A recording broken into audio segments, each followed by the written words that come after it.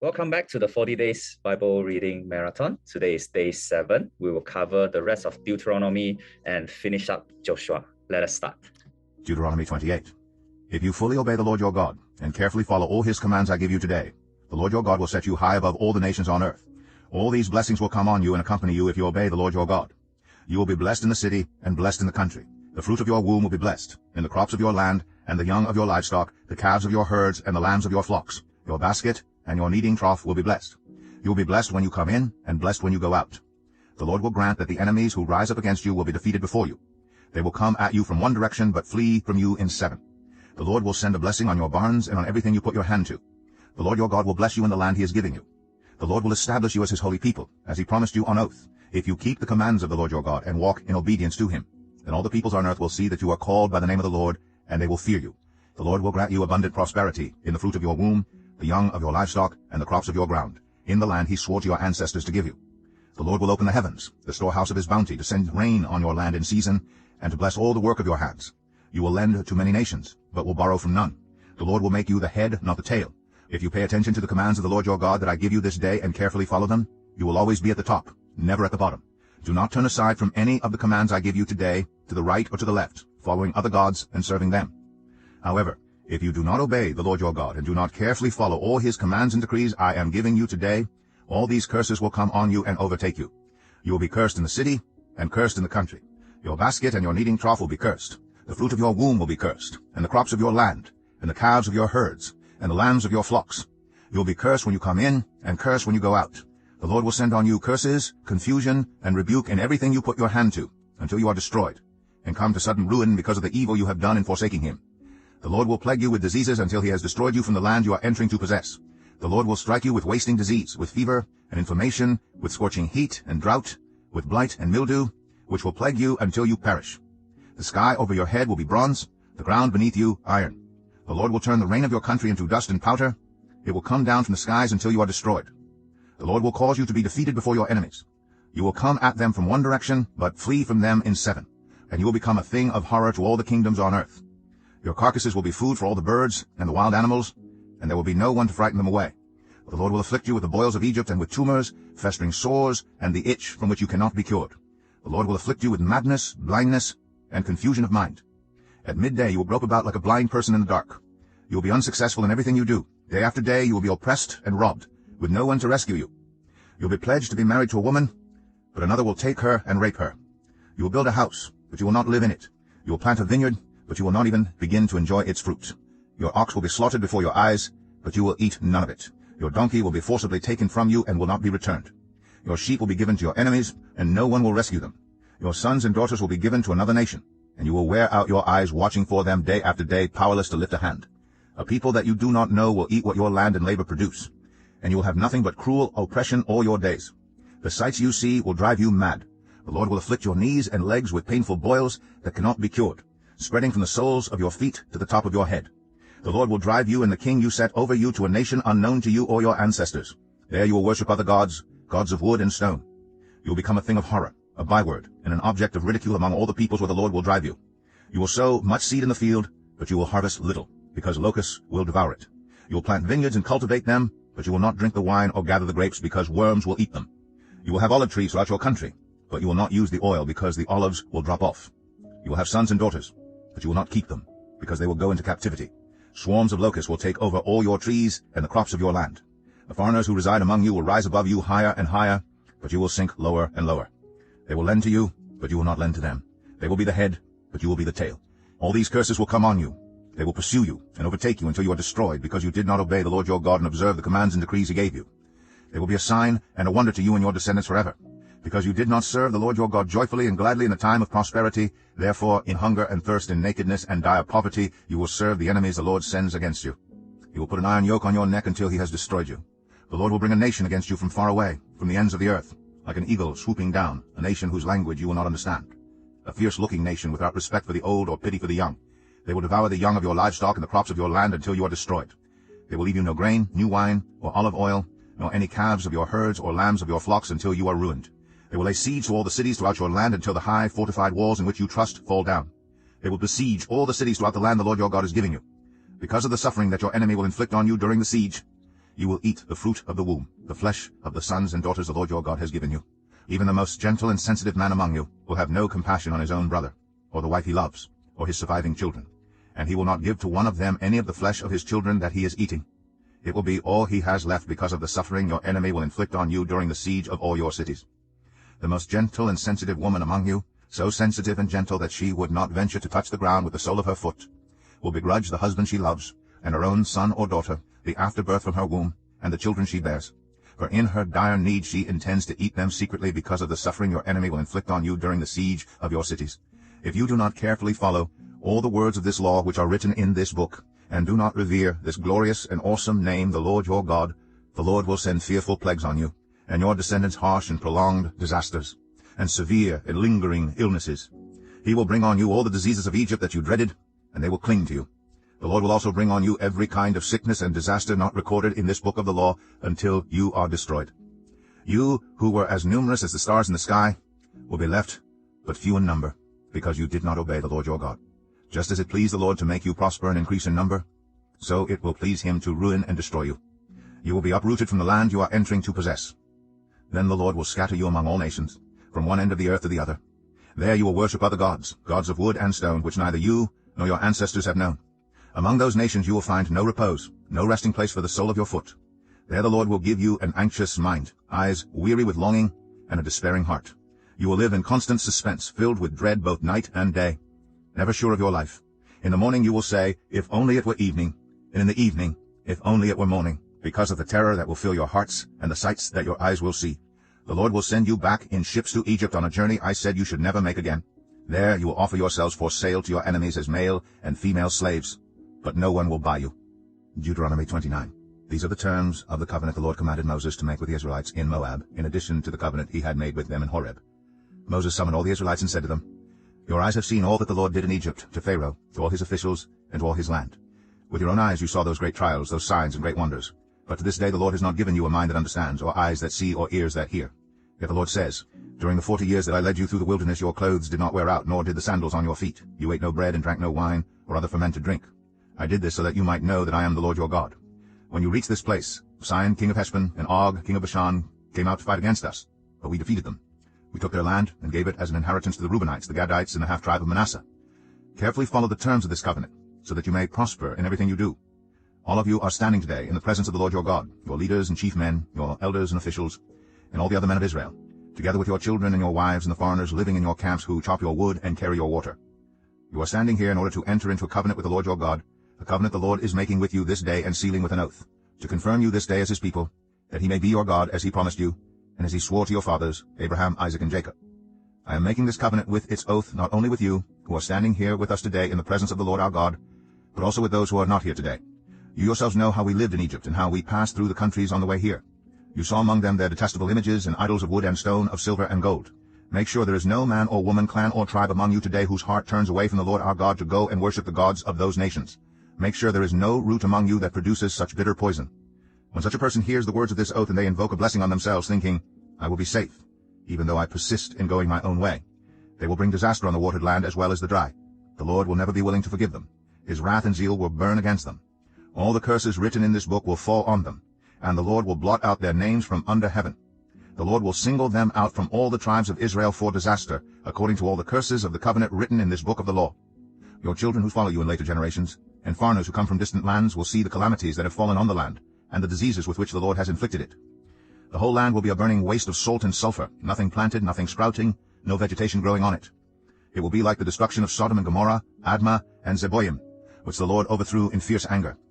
All the nations will ask, why has the Lord done this to this land? Why this fierce burning anger?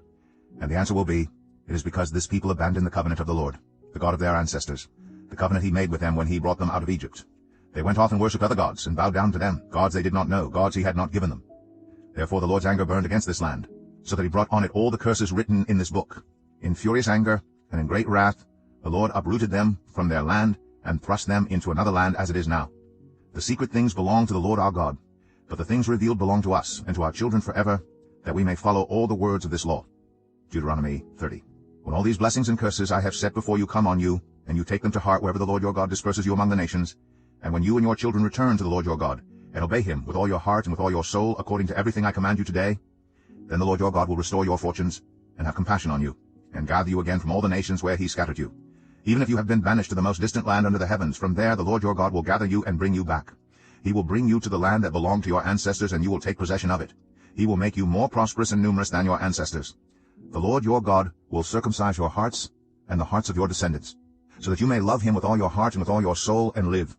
The Lord your God will put all these curses on your enemies who hate and persecute you. You will again obey the Lord and follow all his commands I am giving you today. Then the Lord your God will make you most prosperous in all the work of your hands and in the fruit of your womb, the young of your livestock and the crops of your land. The Lord will again delight in you and make you prosperous, just as he delighted in your ancestors, if you obey the Lord your God and keep his commands and decrees that are written in this book of the law, and turn to the Lord your God with all your heart and with all your soul. Now what I am commanding you today is not too difficult for you, or beyond your reach. It is not up in heaven so that you have to ask, who will ascend into heaven to get it, and proclaim it to us so we may obey it? Nor is it beyond the sea so that you have to ask, who will cross the sea to get it, and proclaim it to us so we may obey it? No, the word is very near you. It is in your mouth and in your heart, so you may obey it. See, I set before you today life and prosperity, death and destruction. For I command you today to love the Lord your God, to walk in obedience to him, and to keep his commands, decrees, and laws. Then you will live and increase, and the Lord your God will bless you in the land you are entering to possess. But if your heart turns away and you are not obedient, and if you are drawn away to bow down to other gods and worship them, I declare to you this day that you will certainly be destroyed. You will not live long in the land you are crossing the Jordan to enter and possess. This day I call the heavens and the earth as witnesses against you, that I have set before you life and death, blessings and curses. Now choose life, so that you and your children may live, and that you may love the Lord your God, listen to his voice, and hold fast to him. For the Lord is your life, and he will give you many years in the land he swore to give to your fathers, Abraham, Isaac, and Jacob. Deuteronomy 31. Then Moses went out and spoke these words to all Israel. I am now 120 years old, and I am no longer able to lead you. The Lord has said to me, you shall not cross the Jordan. The Lord your God himself will cross over ahead of you. He will destroy these nations before you, and you will take possession of their land. Joshua also will cross over ahead of you, as the Lord said. And the Lord will do to them what he did to Sihon and Og, the kings of the Amorites, whom he destroyed along with their land. The Lord will deliver them to you, and you must do to them all that I have commanded you. Be strong and courageous. Do not be afraid or terrified because of them. For the Lord your God goes with you. He will never leave you nor forsake you.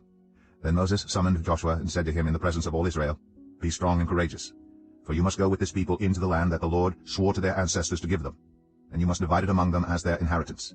The Lord himself goes before you and will be with you. He will never leave you nor forsake you. Do not be afraid, do not be discouraged. So Moses wrote down this law and gave it to the Levitical priests, who carried the ark of the covenant of the Lord, and to all the elders of Israel. Then Moses commanded them, At the end of every 7 years, in the year of canceling debts, during the festival of tabernacles, when all Israel comes to appear before the Lord your God at the place he will choose, you shall read this law before them in their hearing. Assemble the people, men, women, and children, and the foreigners residing in your towns, so they can listen and learn to fear the Lord your God and follow carefully all the words of this law. Their children, who do not know this law, must hear it and learn to fear the Lord your God as long as you live in the land you are crossing the Jordan to possess. The Lord said to Moses, Now the day of your death is near. Call Joshua and present yourselves at the tent of meeting, or I will commission him. So Moses and Joshua came and presented themselves at the tent of meeting. Then the Lord appeared at the tent in a pillar of cloud, and the cloud stood over the entrance to the tent. And the Lord said to Moses, You are going to rest with your ancestors, and these people will soon prostitute themselves to the foreign gods of the land they are entering. They will forsake me and break the covenant I made with them. And in that day I will become angry with them and forsake them. I will hide my face from them, and they will be destroyed. Many disasters and calamities will come on them, and in that day they will ask, Have not these disasters come on us because our God is not with us? And I will certainly hide my face in that day because of all their wickedness in turning to other gods. Now write down this song and teach it to the Israelites and have them sing it, so that it may be a witness for me against them. When I have brought them into the land flowing with milk and honey, the land I promised on oath to their ancestors, and when they eat their fill and thrive, they will turn to other gods and worship them, rejecting me and breaking my covenant. And when many disasters and calamities come on them, this song will testify against them because it will not be forgotten by their descendants. I know what they are disposed to do, even before I bring them into the land I promised them on oath.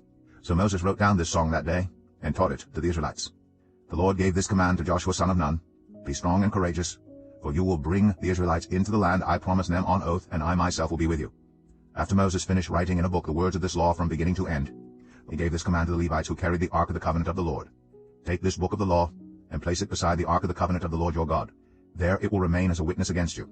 For I know how rebellious and stiff-necked you are. If you have been rebellious against the Lord while I am still alive and with you, how much more will you rebel after I die? Assemble before me all the elders of your tribes and all your officials, so that I can speak these words in their hearing, and call the heavens and the earth to testify against them. For I know that after my death you are sure to become utterly corrupt, and to turn from the way I have commanded you. In days to come disaster will fall on you, because you will do evil in the sight of the Lord, and arouse his anger by what your hands have made. And Moses recited the words of this song from beginning to end in the hearing of the whole assembly of Israel. Deuteronomy 32. Listen, you heavens, and I will speak. Hear, you earth, the words of my mouth. Let my teaching fall like rain, and my words descend like dew, like showers on new grass, like abundant rain on tender plants. I will proclaim the name of the Lord. O praise the greatness of our God. He is the rock, his works are perfect, and all his ways are just. A faithful God who does no wrong, upright and just is he. They are corrupt and not his children. To their shame they are a warped and crooked generation. Is this the way you repay the Lord, you foolish and unwise people? Is he not your Father, your Creator, who made you and formed you? Remember the days of old. Consider the generations long past. Ask your father, and he will tell you, your elders, and they will explain to you. When the Most High gave the nations their inheritance, when he divided all mankind, he set up boundaries for the peoples according to the number of the sons of Israel. For the Lord's portion is his people, Jacob his allotted inheritance. In a desert land he found him, in a barren and howling waste. He shielded him and cared for him, he guarded him as the apple of his eye. Like an eagle that stirs up its nest and hovers over its young, that spreads its wings to catch them and carries them aloft. The Lord alone led him. No foreign god was with him. He made him ride on the heights of the land, and fed him with the fruit of the fields. He nourished him with honey from the rock, and with oil from the flinty crag, with curds and milk from herd and flock, and with fattened lambs and goats, with choice rams of Bashan and the finest kernels of wheat. You drank the foaming blood of the grape. Jeshurun grew fat and kicked. Filled with food, they became heavy and sleek. They abandoned the God who made them, and rejected the rock their Savior. They made him jealous with their foreign gods, and angered him with their detestable idols. They sacrificed to false gods, which are not God, gods they had not known, gods that recently appeared, gods your ancestors did not fear. You deserted the rock who fathered you. You forgot the God who gave you birth. The Lord saw this and rejected them, because he was angered by his sons and daughters. I will hide my face from them, he said, and see what their end will be. For they are a perverse generation, children who are unfaithful. They made me jealous by what is no God, and angered me with their worthless idols. I will make them envious by those who are not a people. I will make them angry by a nation that has no understanding. For a fire will be kindled by my wrath, one that burns down to the realm of the dead below. It will devour the earth and its harvests, and set afire the foundations of the mountains. I will heap calamities on them, and spend my arrows against them. I will send wasting famine against them, consuming pestilence and deadly plague. I will send against them the fangs of wild beasts, the venom of vipers that glide in the dust. In the street the sword will make them childless. In their homes terror will reign. The young men and young women will perish, the infants and those with gray hair. I said I would scatter them, and erase their name from human memory. But I dreaded the taunt of the enemy, lest the adversary misunderstand and say, our hand has triumphed. The Lord has not done all this.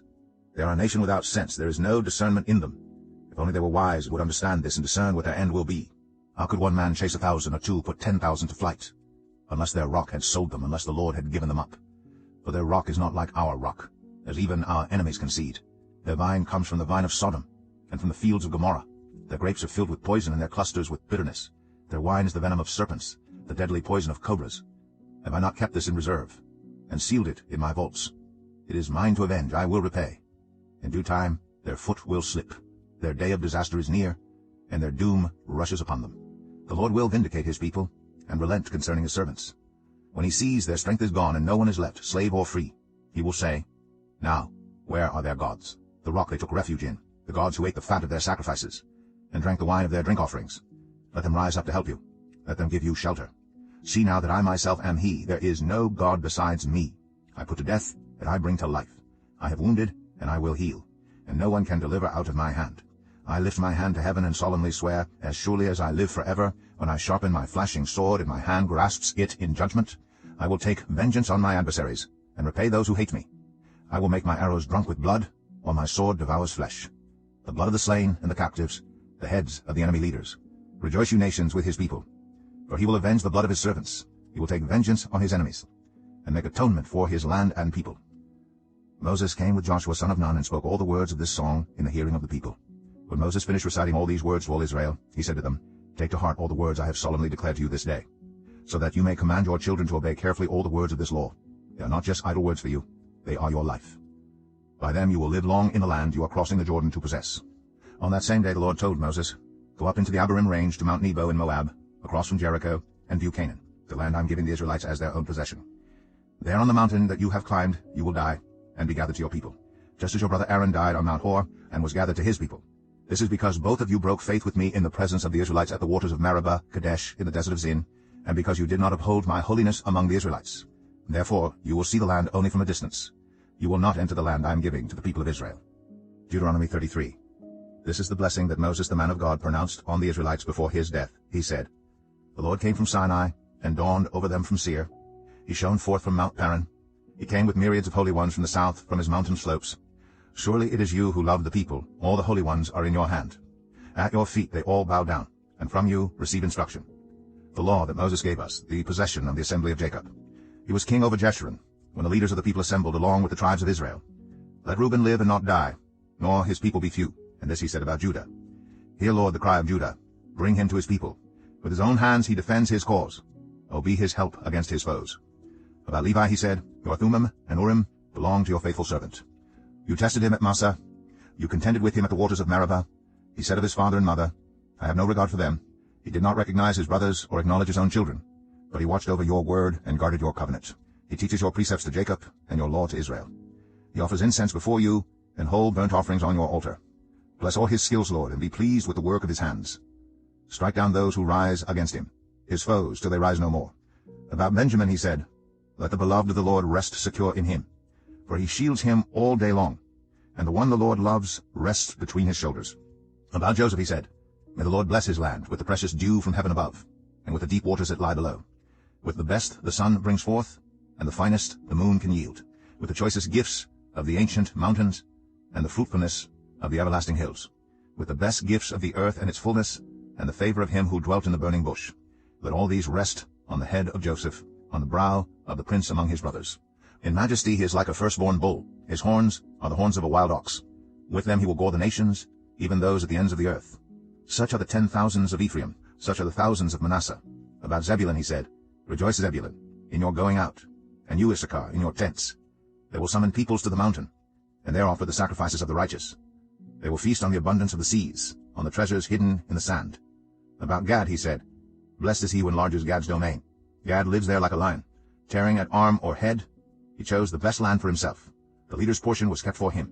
When the heads of the people assembled, he carried out the Lord's righteous will, and his judgments concerning Israel. About Dan he said, Dan is a lion's cub, springing out of Bashan. About Naphtali he said, Naphtali is abounding with the favor of the Lord, and is full of his blessing. He will inherit southward to the lake. About Asher he said, Most blessed of sons is Asher. Let him be favored by his brothers, and let him bathe his feet in oil. The bolts of your gates will be iron and bronze, and your strength will equal your days. There is no one like the God of Jeshurun, who rides across the heavens to help you, and on the clouds in his majesty. The eternal God is your refuge, and underneath are the everlasting arms. He will drive out your enemies before you, saying, Destroy them. So Israel will live in safety. Jacob will dwell secure in a land of grain and new wine, where the heavens drop dew. Blessed are you, Israel. Who is like you, a people saved by the Lord? He is your shield and helper, and your glorious sword. Your enemies will cower before you, and you will tread on their heights. Deuteronomy 34. Then Moses climbed Mount Nebo, from the plains of Moab to the top of Pisgah, across from Jericho. There the Lord showed him the whole land, from Gilead to Dan, all of Naphtali, the territory of Ephraim and Manasseh, all the land of Judah as far as the Mediterranean Sea, the Negev, and the whole region from the valley of Jericho, the city of palms, as far as Zoar. Then the Lord said to him, This is the land I promised on oath to Abraham, Isaac, and Jacob, when I said, I will give it to your descendants. I have let you see it with your eyes, but you will not cross over into it. And Moses, the servant of the Lord, died there in Moab, as the Lord had said. He buried him in Moab, in the valley opposite Beth Peor. But to this day no one knows where his grave is. Moses was 120 years old when he died, yet his eyes were not weak, nor his strength gone. The Israelites grieved for Moses in the plains of Moab 30 days, until the time of weeping and mourning was over. Now Joshua, son of Nun, was filled with the spirit of wisdom, because Moses had laid his hands on him. So the Israelites listened to him and did what the Lord had commanded Moses. Since then, no prophet has risen in Israel like Moses, whom the Lord knew face to face, who did all those signs and wonders the Lord sent him to do in Egypt to Pharaoh and to all his officials and to his whole land. For no one has ever shown the mighty power or performed the awesome deeds that Moses did in the sight of all Israel. We have entered into Joshua.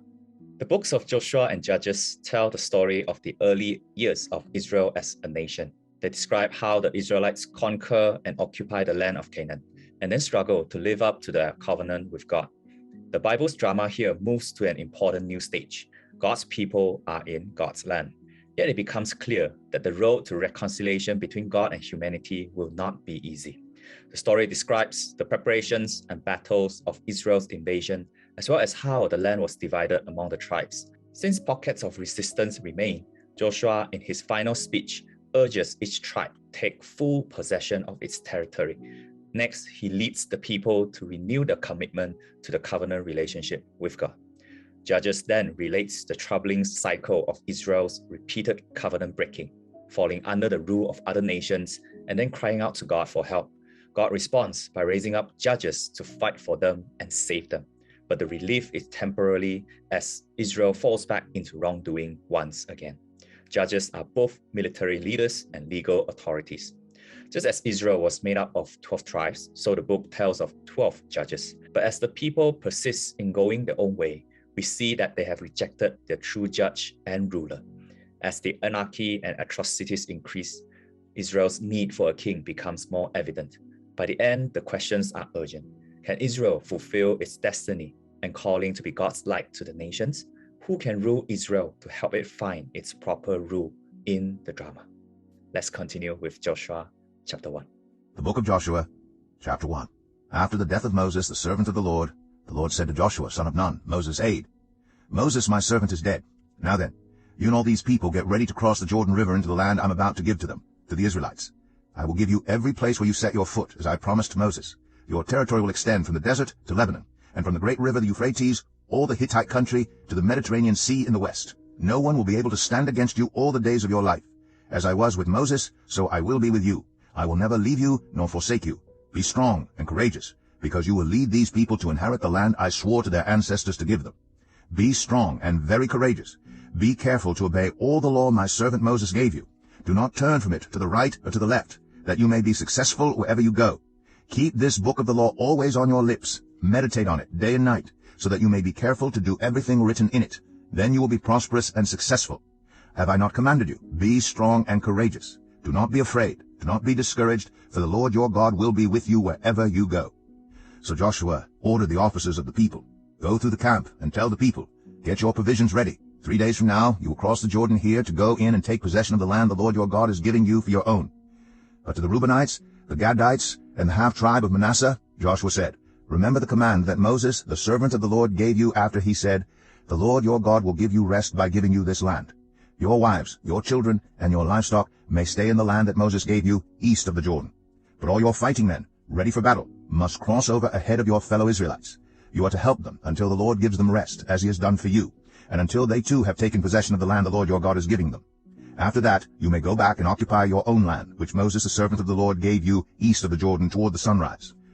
Then they answered Joshua, whatever you have commanded us we will do, and wherever you send us we will go. Just as we fully obeyed Moses, so we will obey you. Only may the Lord your God be with you as he was with Moses. Whoever rebels against your word and does not obey it, whatever you may command them, will be put to death. Only be strong and courageous. Joshua 2. Then Joshua son of Nun secretly sent 2 spies from Shittim. Go, look over the land, he said, especially Jericho. So they went and entered the house of a prostitute named Rahab and stayed there. The king of Jericho was told, look, some of the Israelites have come here tonight to spy out the land. So the king of Jericho sent this message to Rahab, bring out the men who came to you and entered your house, because they have come to spy out the whole land.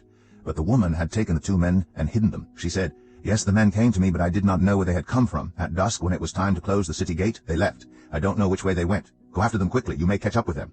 But she had taken them up to the roof, and hidden them under the stalks of flax she had laid out on the roof. So the men set out in pursuit of the spies on the road that leads to the fords of the Jordan. And as soon as the pursuers had gone out, the gate was shut. Before the spies lay down for the night, she went up on the roof and said to them, I know that the Lord has given you this land, and that a great fear of you has fallen on us, so that all who live in this country are melting in fear because of you. We have heard how the Lord dried up the water of the Red Sea for you when you came out of Egypt, and what you did to Sihon and Og, the 2 kings of the Amorites east of the Jordan, whom you completely destroyed. When we heard of it, our hearts melted in fear, and everyone's courage failed because of you. For the Lord your God is God in heaven above and on the earth below. Now then, please swear to me by the Lord that you will show kindness to my family, because I have shown kindness to you. Give me a sure sign that you will spare the lives of my father and mother, my brothers and sisters, and all who belong to them, and that you will save us from death. Our lives for your lives, the men assured her. If you don't tell what we are doing, we will treat you kindly and faithfully when the Lord gives us the land. So she let them down by a rope through the window, for the house she lived in was part of the city wall. She said to them, go to the hills, so the pursuers will not find you. Hide yourselves there 3 days until they return, and then go on your way.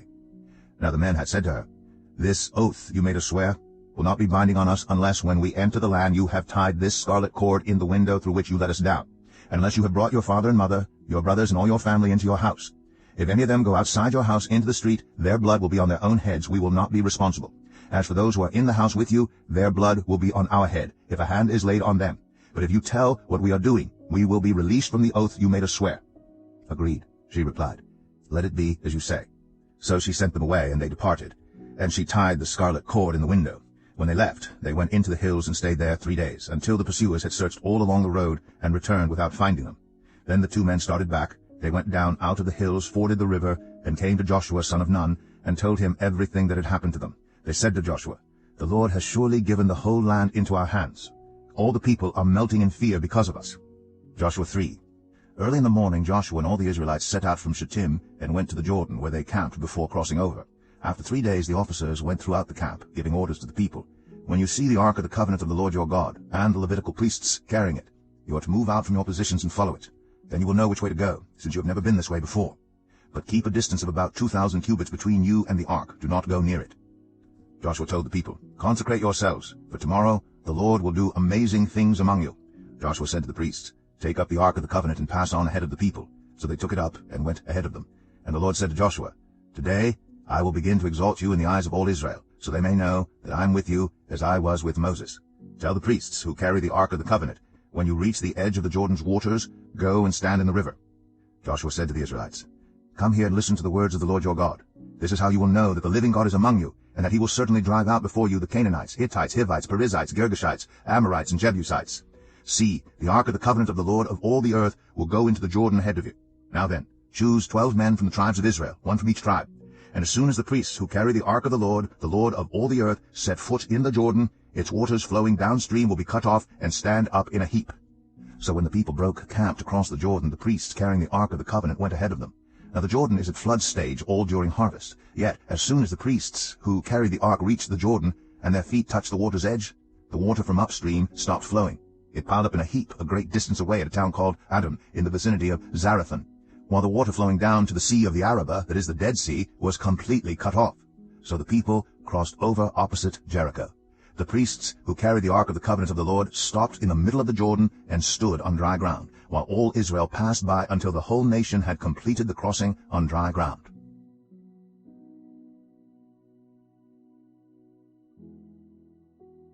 Joshua 4. When the whole nation had finished crossing the Jordan, the Lord said to Joshua, "Choose 12 men from among the people, 1 from each tribe, and tell them to take up 12 stones from the middle of the Jordan, from right where the priests are standing, and carry them over with you, and put them down at the place where you stay tonight." So Joshua called together the 12 men he had appointed from the Israelites, 1 from each tribe, and said to them, "Go over before the ark of the Lord your God into the middle of the Jordan. Each of you is to take up a stone on his shoulder according to the number of the tribes of the Israelites, to serve as a sign among you. In the future, when your children ask you, 'What do these stones mean?' tell them that the flow of the Jordan was cut off before the ark of the covenant of the Lord. When it crossed the Jordan, the waters of the Jordan were cut off. These stones are to be a memorial to the people of Israel forever." So the Israelites did as Joshua commanded them. They took 12 stones from the middle of the Jordan according to the number of the tribes of the Israelites, as the Lord had told Joshua, and they carried them over with them to their camp, where they put them down. Joshua set up the 12 stones that had been in the middle of the Jordan at the spot where the priests who carried the ark of the covenant had stood, and they are there to this day. Now the priests who carried the ark remained standing in the middle of the Jordan until everything the Lord had commanded Joshua was done by the people, just as Moses had directed Joshua. The people hurried over, and as soon as all of them had crossed, the ark of the Lord and the priests came to the other side while the people watched. The men of Reuben, Gad, and the half-tribe of Manasseh crossed over, ready for battle, in front of the Israelites, as Moses had directed them. About 40,000 armed for battle crossed over before the Lord to the plains of Jericho for war. That day the Lord exalted Joshua in the sight of all Israel, and they stood in awe of him all the days of his life, just as they stood in awe of Moses. Then the Lord said to Joshua, "Command the priests, carrying the ark of the covenant law, to come up out of the Jordan." So Joshua commanded the priests, "Come up out of the Jordan." And the priests came up out of the river, carrying the ark of the covenant of the Lord. No sooner had they set their feet on the dry ground than the waters of the Jordan returned to their place, and ran at flood stage as before. On the 10th day of the first month the people went up from the Jordan, and camped at Gilgal, on the eastern border of Jericho. And Joshua set up at Gilgal the 12 stones they had taken out of the Jordan. He said to the Israelites, "In the future, when your descendants ask their parents, 'What do these stones mean?' tell them, 'Israel crossed the Jordan on dry ground.' For the Lord your God dried up the Jordan before you until you had crossed over. The Lord your God did to the Jordan what he had done to the Red Sea, when he dried it up before us until we had crossed over. He did this so that all the peoples of the earth might know that the hand of the Lord is powerful, and so that you might always fear the Lord your God. Joshua 5. Now when all the Amorite kings west of the Jordan, all the Canaanite kings along the coast heard how the Lord had dried up the Jordan before the Israelites until they had crossed over, their hearts melted in fear, and they no longer had the courage to face the Israelites. At that time the Lord said to Joshua, Make flint knives, and circumcise the Israelites again. So Joshua made flint knives, and circumcised the Israelites at Gibeath Araloth. Now this is why he did so. All those who came out of Egypt, all the men of military age, died in the wilderness on the way after leaving Egypt. All the people that came out had been circumcised, but all the people born in the wilderness during the journey from Egypt had not. The Israelites had moved about in the wilderness 40 years until all the men who were of military age when they left Egypt had died, since they had not obeyed the Lord. For the Lord had sworn to them that they would not see the land he had solemnly promised their ancestors to give us, a land flowing with milk and honey. So he raised up their sons in their place, and these were the ones Joshua circumcised. They were still uncircumcised because they had not been circumcised on the way. And after the whole nation had been circumcised, they remained where they were in camp until they were healed. Then the Lord said to Joshua, Today I have rolled away the reproach of Egypt from you. So the place has been called Gilgal to this day. On the evening of the 14th day of the month, while camped at Gilgal on the plains of Jericho, the Israelites celebrated the Passover. The day after the Passover, that very day, they ate some of the produce of the land, unleavened bread and roasted grain. The manna stopped the day after they ate this food from the land. There was no longer any manna for the Israelites, but that year they ate the produce of Canaan. Now when Joshua was near Jericho, he looked up and saw a man standing in front of him with a drawn sword in his hand. Joshua went up to him and asked, Are you for us or for our enemies? Neither, he replied, but as commander of the army of the Lord I have now come. Then Joshua fell face down to the ground in reverence, and asked him, What message does my Lord have for his servant? The commander of the Lord's army replied, Take off your sandals, for the place where you are standing is holy. And Joshua did so. Joshua 6. Now the gates of Jericho were securely barred because of the Israelites. No one went out, and no one came in. Then the Lord said to Joshua, See, I have delivered Jericho into your hands, along with its king and its fighting men. March around the city once with all the armed men. Do this for 6 days. Have 7 priests carrying trumpets of ram's horns in front of the ark. On the 7th day, march around the city 7 times with the priests blowing the trumpets. When you hear them sound a long blast on the trumpets, have the whole army give a loud shout. Then the wall of the city will collapse, and the army will go up, every one straight in. So Joshua son of Nun called the priests and said to them, Take up the ark of the covenant of the Lord and have 7 priests carrying trumpets in front of it. And he ordered the army, Advance, march around the city, with an armed guard going ahead of the ark of the Lord. When Joshua had spoken to the people, the 7 priests carrying the 7 trumpets before the Lord went forward, blowing their trumpets, and the ark of the Lord's covenant followed them. The armed guard marched ahead of the priests, who blew the trumpets, and the rear guard followed the ark. All this time the trumpets were sounding. But Joshua had commanded the army, Do not give a war cry, do not raise your voices, do not say a word until the day I tell you to shout. Then shout. So he had the ark of the Lord carried around the city, circling it once. Then the army returned to camp and spent the night there. Joshua got up early the next morning, and the priests took up the ark of the Lord.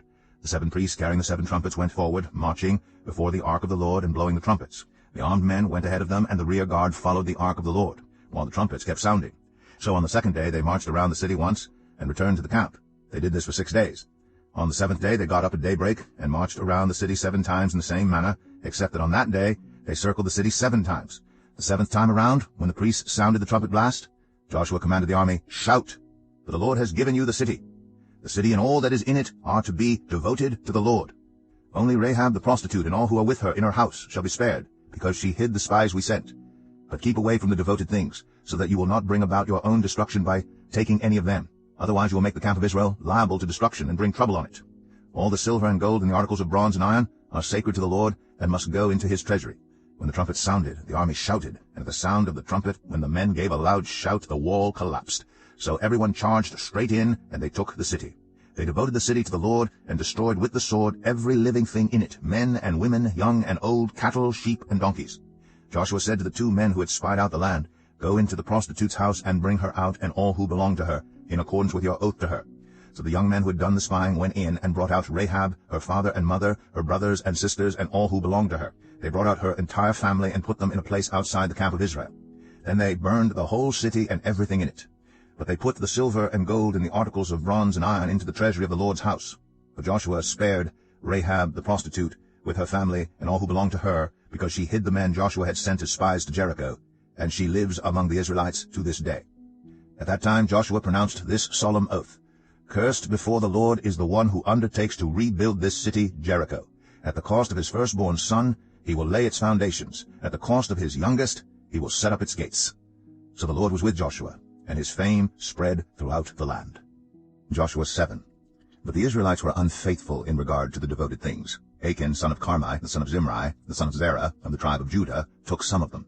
So the Lord's anger burned against Israel. Now Joshua sent men from Jericho to Ai, which is near Bethaven, to the east of Bethel, and told them, Go up and spy out the region. So the men went up and spied out Ai. When they returned to Joshua, they said, Not all the army will have to go up against Ai. Send 2,000 or 3,000 men to take it, and do not weary the whole army, for only a few people live there. So about 3,000 went up. But they were routed by the men of Ai, who killed about 36 of them. They chased the Israelites from the city gate as far as the stone quarries, and struck them down on the slopes. At this the hearts of the people melted in fear, and became like water. Then Joshua tore his clothes, and fell face down to the ground before the ark of the Lord, remaining there till evening. The elders of Israel did the same, and sprinkled dust on their heads. And Joshua said, Alas, sovereign Lord, why did you ever bring this people across the Jordan to deliver us into the hands of the Amorites to destroy us? If only we had been content to stay on the other side of the Jordan. Pardon your servant, Lord. What can I say now that Israel has been routed by its enemies? The Canaanites and the other people of the country will hear about this, and they will surround us and wipe out our name from the earth. What then will you do for your own great name? The Lord said to Joshua, Stand up. What are you doing down on your face? Israel has sinned. They have violated my covenant, which I commanded them to keep. They have taken some of the devoted things. They have stolen. They have lied. They have put them with their own possessions. That is why the Israelites cannot stand against their enemies. They turn their backs and run because they have been made liable to destruction. I will not be with you any more unless you destroy whatever among you is devoted to destruction. Go, consecrate the people. Tell them, consecrate yourselves in preparation for tomorrow. For this is what the Lord, the God of Israel, says. There are devoted things among you, Israel. You cannot stand against your enemies until you remove them. In the morning, present yourselves tribe by tribe. The tribe the Lord chooses shall come forward clan by clan. The clan the Lord chooses shall come forward family by family. And the family the Lord chooses shall come forward man by man.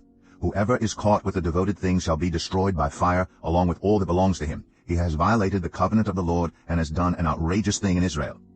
Early the next morning Joshua had Israel come forward by tribes, and Judah was chosen.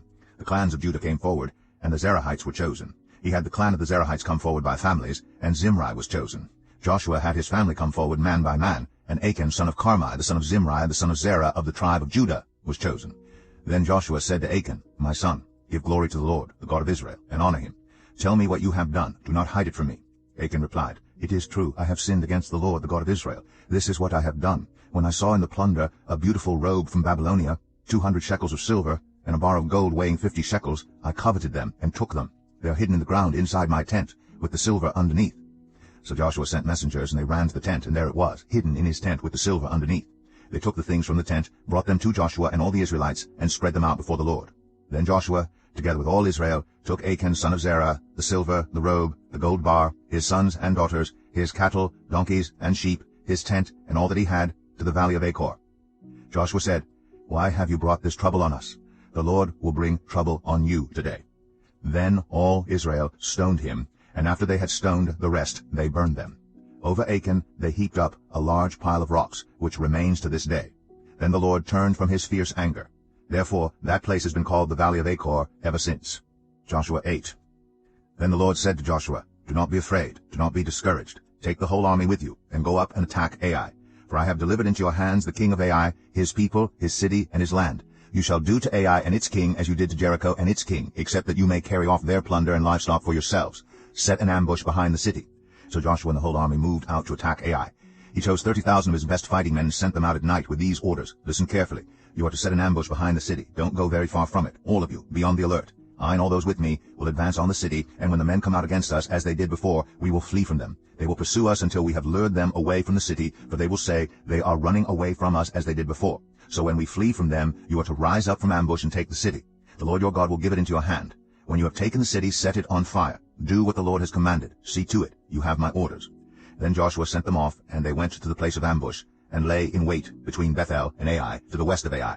But Joshua spent that night with the people. Early the next morning Joshua mustered his army, and he and the leaders of Israel marched before them to Ai. The entire force that was with him marched up and approached the city and arrived in front of it. They set up camp north of Ai, with the valley between them and the city. Joshua had taken about 5,000 men and set them in ambush between Bethel and Ai, to the west of the city. So the soldiers took up their positions with the main camp to the north of the city and the ambush to the west of it. That night Joshua went into the valley. When the king of Ai saw this, he and all the men of the city hurried out early in the morning to meet Israel in battle at a certain place overlooking the Arabah. But he did not know that an ambush had been set against him behind the city. Joshua and all Israel let themselves be driven back before them, and they fled toward the wilderness. All the men of Ai were called to pursue them, and they pursued Joshua and were lured away from the city. Not a man remained in Ai or Bethel who did not go after Israel. They left the city open and went in pursuit of Israel. Then the Lord said to Joshua, "Hold out toward Ai the javelin that is in your hand, for into your hand I will deliver the city." So Joshua held out toward the city the javelin that was in his hand. As soon as he did this, the men in the ambush rose quickly from their position and rushed forward. They entered the city and captured it, and quickly set it on fire. The men of Ai looked back and saw the smoke of the city rising up into the sky, but they had no chance to escape in any direction. The Israelites who had been fleeing toward the wilderness had turned back against their pursuers. For when Joshua and all Israel saw that the ambush had taken the city, and that smoke was going up from it, they turned around and attacked the men of Ai. Those in the ambush also came out of the city against them, so that they were caught in the middle, with Israelites on both sides. Israel cut them down, leaving them neither survivors nor fugitives. But they took the king of Ai alive and brought him to Joshua. When Israel had finished killing all the men of Ai in the fields, and in the wilderness where they had chased them, and when every one of them had been put to the sword, all the Israelites returned to Ai and killed those who were in it. 12,000 men and women fell that day, all the people of Ai. For Joshua did not draw back the hand that held out his javelin until he had destroyed all who lived in Ai. But Israel did carry off for themselves the livestock and plunder of this city, as the Lord had instructed Joshua. So Joshua burned Ai and made it a permanent heap of ruins, a desolate place to this day. He impaled the body of the king of Ai on a pole and left it there until evening. At sunset, Joshua ordered them to take the body from the pole and throw it down at the entrance of the city gate. And they raised a large pile of rocks over it, which remains to this day. Then Joshua built on Mount Ebal an altar to the Lord, the God of Israel, as Moses the servant of the Lord had commanded the Israelites. He built it according to what is written in the book of the law of Moses, an altar of uncut stones, on which no iron tool had been used. On it they offered to the Lord burnt offerings and sacrificed fellowship offerings. There, in the presence of the Israelites, Joshua wrote on stones a copy of the law of Moses. All the Israelites, with their elders, officials, and judges, were standing on both sides of the ark of the covenant of the Lord, facing the Levitical priests who carried it. Both the foreigners living among them and the native-born were there. Half of the people stood in front of Mount Gerizim, and half of them in front of Mount Ebal, as Moses the servant of the Lord had formerly commanded when he gave instructions to bless the people of Israel. Afterward Joshua read all the words of the law, the blessings and the curses, just as it is written in the book of the law. There was not a word of all that Moses had commanded that Joshua did not read to the whole assembly of Israel, including the women and children and the foreigners who lived among them. Joshua 9. Now when all the kings west of the Jordan heard about these things, the kings in the hill country, in the western foothills, and along the entire coast of the Mediterranean Sea as far as Lebanon, the kings of the Hittites, Amorites, Canaanites, Perizzites, Hivites, and Jebusites, they came together to wage war against Joshua and Israel. However, when the people of Gibeon heard what Joshua had done to Jericho and Ai, they resorted to a ruse. They went as a delegation whose donkeys were loaded with worn-out sacks and old wineskins cracked and mended. They put worn and patched sandals on their feet and wore old clothes. All the bread of their food supply was dry and moldy. Then they went to Joshua in the camp at Gilgal and said to him and the Israelites, "We have come from a distant country. Make a treaty with us." The Israelites said to the Hivites, "But perhaps you live near us, so how can we make a treaty with you?" "We are your servants," they said to Joshua. But Joshua asked, "Who are you, and where do you come from?" They answered, "Your servants have come from a very distant country, because of the fame of the Lord your God. For we have heard reports of him, all that he did in Egypt, and all that he did to the two kings of the Amorites east of the Jordan, Sihon, king of Heshbon, and Og, king of Bashan, who reigned in Ashtoreth. And our elders and all those living in our country said to us, 'Take provisions for your journey, go and meet them, and say to them, We are your servants, make a treaty with us. This bread of ours was warm when we packed it at home on the day we left to come to you, but now see how dry and moldy it is. And these wineskins that we filled were new, but see how cracked they are, and our clothes and sandals are worn out by the very long journey.' The Israelites sampled their provisions, but did not inquire of the Lord. Then Joshua made a treaty of peace with them to let them live, and the leaders of the assembly ratified it by oath. 3 days after they made the treaty with the Gibeonites, the Israelites heard that they were neighbors living near them. So the Israelites set out, and on the third day came to their cities, Gibeon, Kephirah, Beeroth, and Kiriath-Jearim. But the Israelites did not attack them, because the leaders of the assembly had sworn an oath to them by the Lord, the God of Israel. The whole assembly grumbled against the leaders, but all the leaders answered, "We have given them our oath by the Lord, the God of Israel, and we cannot touch them now. This is what we will do to them. We will let them live, so that God's wrath will not fall on us for breaking the oath we swore to them." They continued, "Let them live, but let them be woodcutters and water carriers in the service of the whole assembly." So the leaders' promise to them was kept. Then Joshua summoned the Gibeonites and said, "Why did you deceive us by saying, 'We live a long way from you,' while actually you live near us? You are now under a curse. You will never be released from service as woodcutters and water carriers for the house of my God." They answered Joshua, "Your servants were clearly told how the Lord your God had commanded his servant Moses to give you the whole land and to wipe out all its inhabitants from before you. So we feared for our lives because of you, and that is why we did this. We are now in your hands. Do to us whatever seems good and right to you." So Joshua saved them from the Israelites, and they did not kill them. That day he made the Gibeonites woodcutters and water carriers for the assembly, to provide for the needs of the altar of the Lord, at the place the Lord would choose. And that is what they are to this day. Joshua 10. Now Adonizedek, king of Jerusalem, heard that Joshua had taken Ai and totally destroyed it, doing to Ai and its king as he had done to Jericho and its king, and that the people of Gibeon had made a treaty of peace with Israel and had become their allies. He and his people were very much alarmed at this, because Gibeon was an important city, like one of the royal cities. It was larger than Ai, and all its men were good fighters.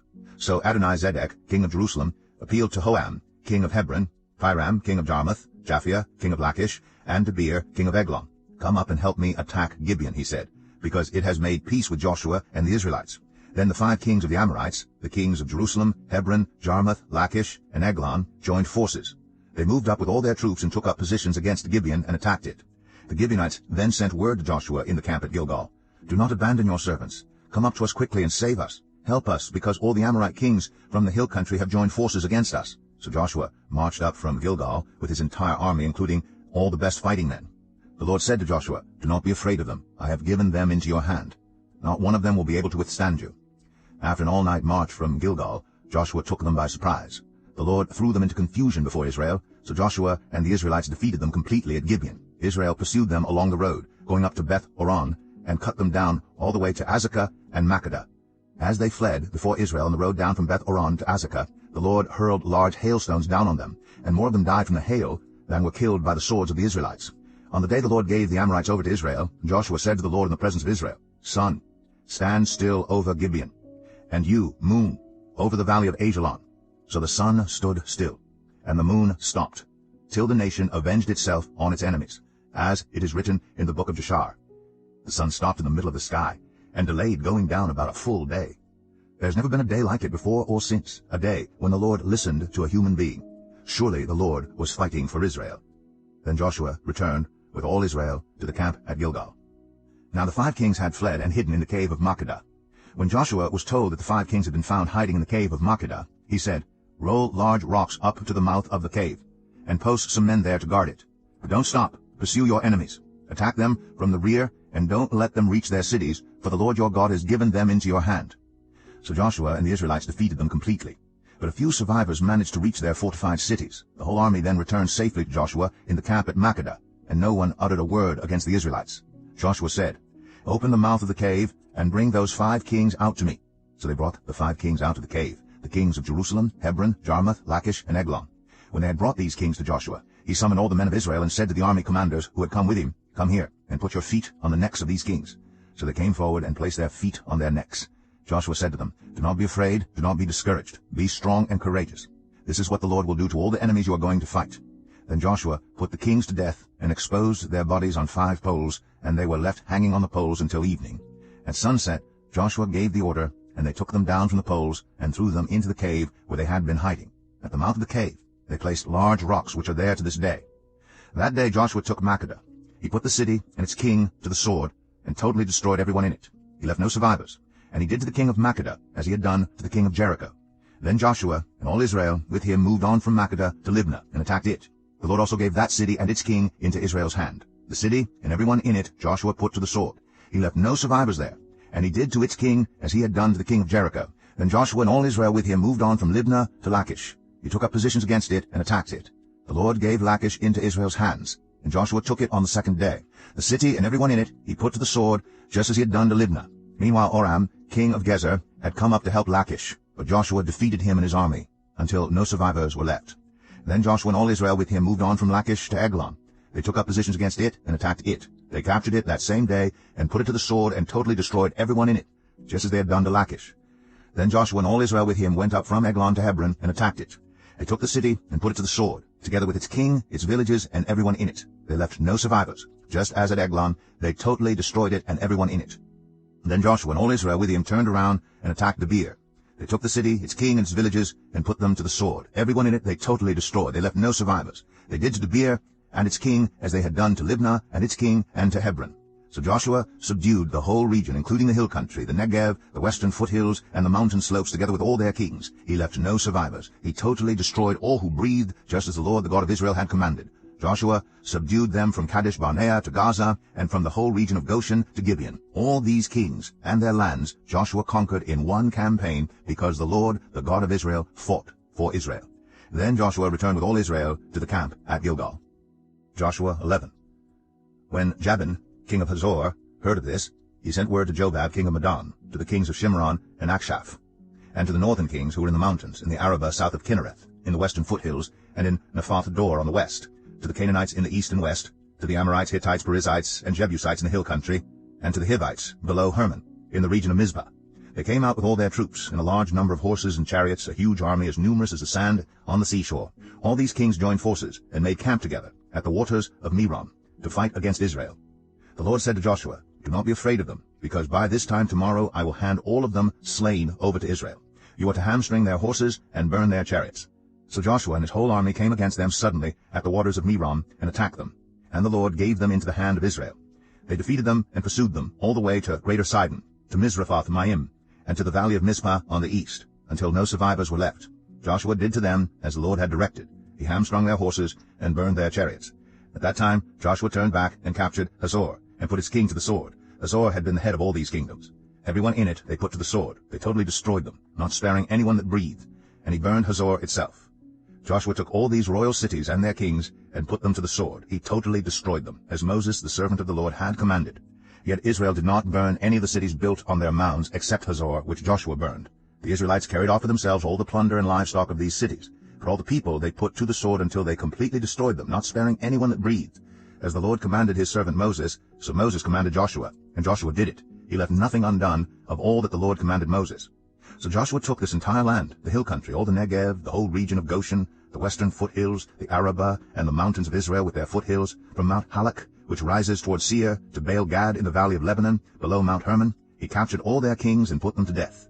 Joshua waged war against all these kings for a long time, except for the Hivites living in Gibeon. Not one city made a treaty of peace with the Israelites, who took them all in battle.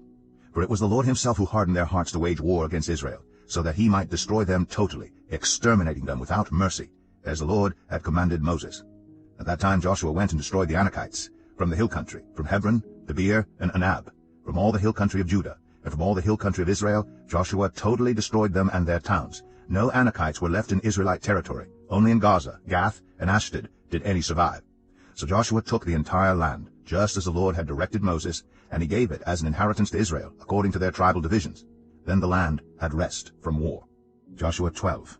These are the kings of the land whom the Israelites had defeated, and whose territory they took over east of the Jordan, from the Arnon Gorge to Mount Hermon, including all the eastern side of the Arabah. Sihon, king of the Amorites, who reigned in Heshbon. He ruled from Aroer on the rim of the Arnon Gorge, from the middle of the gorge to the Jabbok River, which is the border of the Ammonites. This included half of Gilead. He also ruled over the eastern Arabah, from the Sea of Galilee to the Sea of the Arabah, that is the Dead Sea, to Beth Jeshemeth, and then southward below the slopes of Pisgah. And the territory of Og king of Bashan, one of the last of the Rephaites, who reigned in Ashtoreth and Edrei. He ruled over Mount Hermon, Salakah, all of Bashan, to the border of the people of Geshur and Makkah, and half of Gilead to the border of Sihon king of Heshbon. Moses, the servant of the Lord, and the Israelites conquered them. And Moses, the servant of the Lord, gave their land to the Reubenites, the Gadites, and the half-tribe of Manasseh to be their possession. Here is a list of the kings of the land that Joshua and the Israelites conquered on the west side of the Jordan, from Baal-Gad in the valley of Lebanon to Mount Halak, which rises towards Seir. Joshua gave their lands as an inheritance to the tribes of Israel according to their tribal divisions. The lands included the hill country, the western foothills, the Arabah, the mountain slopes, the wilderness, and the Negev. These were the lands of the Hittites, Amorites, Canaanites, Perizzites, Hivites, and Jebusites. These were the kings. The king of Jericho, 1. The king of Ai, near Bethel, 1. The king of Jerusalem, 1. The king of Hebron, 1. The king of Jarmuth, 1. The king of Lachish, 1. The king of Eglon, 1. The king of Gezer, 1. The king of Debir, 1. The king of Geder, 1. The king of Hormah, 1. The king of Arad, 1. The king of Libnah, 1. The king of Adullam, 1. The king of Makkedah, 1. The king of Bethel, 1. The king of Tapua, 1. The king of Hepher, 1. The king of Aphek, 1. The king of Lasharon, 1. The king of Madon, 1. The king of Hazor, 1. The king of Shimron Meron, 1. The king of Akshaph, 1. The king of Tanakh, 1. The king of Megiddo, 1. The king of Kadesh, 1. The king of Jokneam in Carmel, 1. The king of Dor in Naphoth Dor, 1. The king of Goyim in Gilgal, 1. The king of Tirzah, 1. 31 kings in all. Joshua 13. When Joshua had grown old, the Lord said to him, You are now very old, and there are still very large areas of land to be taken over. This is the land that remains, all the regions of the Philistines and Geshurites, from the Shihor River on the east of Egypt to the territory of Ekron on the north, all of it counted as Canaanite, though held by the 5 Philistine rulers in Gaza, Ashdod, Ashkelon, Gath, and Ekron. The territory of the Abites on the south, all the land of the Canaanites from Arah of the Sidonians as far as Aphek, and the border of the Amorites, the area of Byblos and all Lebanon to the east, from Baal-Gad below Mount Hermon to Lebo-Hamath. As for all the inhabitants of the mountain regions from Lebanon to Misrephoth-Maim, that is, all the Sidonians, I myself will drive them out before the Israelites. Be sure to allocate this land to Israel for an inheritance, as I have instructed you, and divide it as an inheritance among the 9 tribes and half of the tribe of Manasseh. The other half of Manasseh, the Reubenites and the Gadites, had received the inheritance that Moses had given them east of the Jordan, as he, the servant of the Lord, had assigned it to them.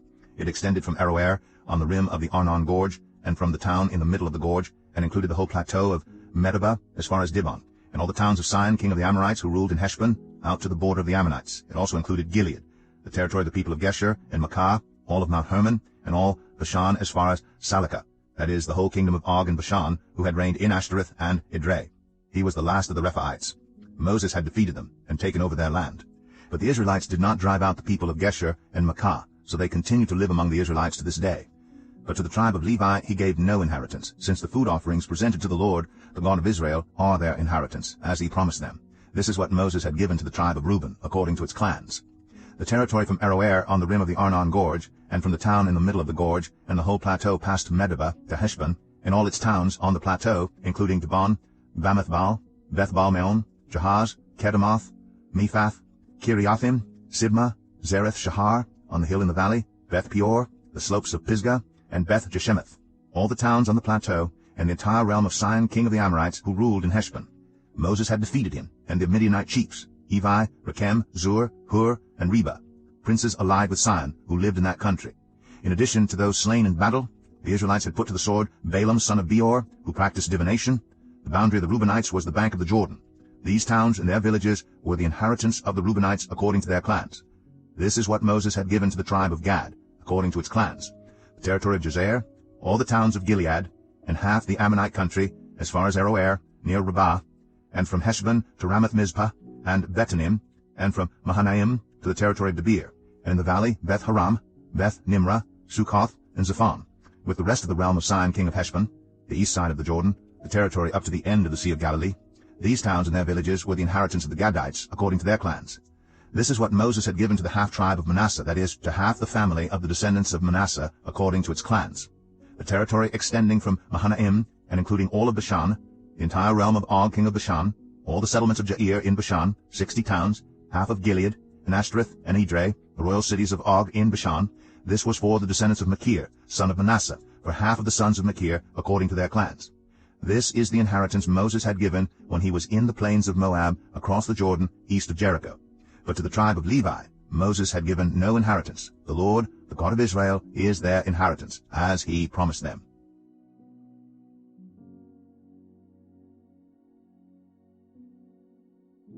Joshua 14. Now these are the areas the Israelites received as an inheritance in the land of Canaan, which Eleazar the priest, Joshua son of Nun, and the heads of the tribal clans of Israel allotted to them. Their inheritance were assigned by lot to the 9.5 tribes, as the Lord had commanded through Moses. Moses had granted the 2.5 tribes their inheritance east of the Jordan, but had not granted the Levites an inheritance among the rest, for Joseph's descendants had become 2 tribes, Manasseh and Ephraim. The Levites received no share of the land, but only towns to live in, with pasture lands for their flocks and herds. So the Israelites divided the land, just as the Lord had commanded Moses. Now the people of Judah approached Joshua at Gilgal. And Caleb, son of Jephunneh, the Kenizzite, said to him, "You know what the Lord said to Moses, the man of God, at Kadesh Barnea, about you and me. I was 40 years old when Moses, the servant of the Lord, sent me from Kadesh Barnea to explore the land, and I brought him back a report according to my convictions. But my fellow Israelites who went up with me made the hearts of the people melt in fear. I, however, followed the Lord my God wholeheartedly. So on that day Moses swore to me, the land on which your feet have walked will be your inheritance and that of your children forever, because you have followed the Lord my God wholeheartedly. Now then, just as the Lord promised, he has kept me alive for 45 years since the time he said this to Moses, while Israel moved about in the wilderness. So here I am today, 85 years old. I am still as strong today as the day Moses sent me out. I'm just as vigorous to go out to battle now as I was then. Now, give me this hill country that the Lord promised me that day. You yourself heard then that the Anakites were there, and their cities were large and fortified.